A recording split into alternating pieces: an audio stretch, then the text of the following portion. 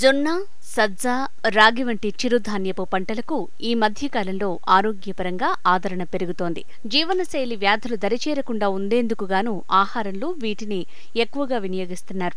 అధిక దిగుబడిని ఇచ్చే రకాలను ఎంపిక చేసుకుని విత్తనాలను సేకరించి సాగుకు సిద్ధంగా ఉంచుకుంటే రైతులకు చక్కటి ఆదాయం లభిస్తుంది. మరి ఈ వానాకాలంలో చిరుధాన్యాల సాగుకు మొగ్గు చూపే రైతులు ఈ విషయాన్ని గుర్తుంచుకోవాల్సిన అవసరం ఉంది. చిరుధాన్యపు పంటగా జొన్నను వానాకాలంలో అధిక విస్తీర్ణంలో సాగు చేస్తున్నారు రైతులు. ఈ పంటను తొలకరి వర్షాలు కురవగానే జూన్ నుంచి జూలై మొదటి వారం వరకు విత్తుకోవచ్చు. తెలంగాణ జొన్న 1 వంటి రకాలను వానాకాలంలో విత్తుకోవచ్చు.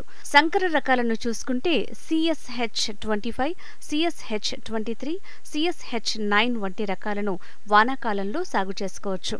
పాలెం నుంచి SPV 2293 తెల్లజొన్న రకం ఎకరాకు 14 క్వింటాళ్ల గింజ, 4.8 టన్నుల సొప్ప దిగుబడినిచ్చే పాలెం జొన్న 1 పేరుతో విడుదలైంది. ఇక ఆంధ్రప్రదేశ్లో సాగు చేసుకోదలిచిన జొన్న రకాలను చూస్తే PSV1, Palem 2, CSV10, CSV11, CSV13, CSV15, Srisaila, NTJ4, NTJ5 రకాలు, CSH 10, 13, 14, 16, 18, 21 సంకర రకాలు అనువైనవి.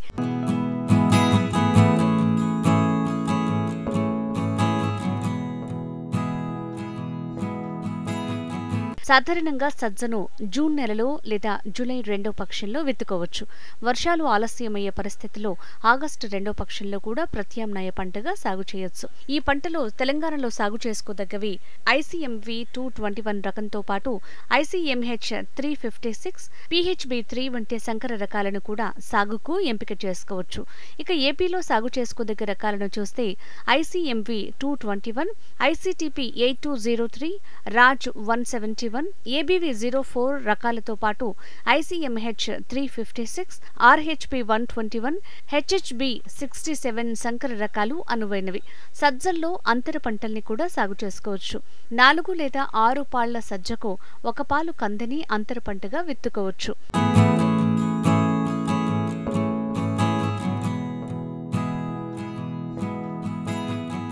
ఇక మరో చిరుధాన్యపు పంట కొర్ర సాగుకు పరిమితమైన నీటి వనరులు ఉంటే సరిపోతుంది.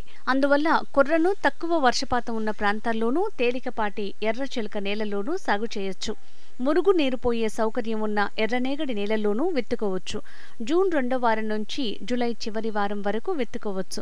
కొర్రను అంతర పంటగా కంది, సోయా చిక్కుడుతో కలిపి విత్తొచ్చు. ప్రసాద్, కృష్ణదేవరాయ, నరసింహరాయ, శ్రీలక్ష్మి, సూర్యనంది, SIA 3085, SIA 3516 వంటి రకాలు సాగుకు మేలైనవి.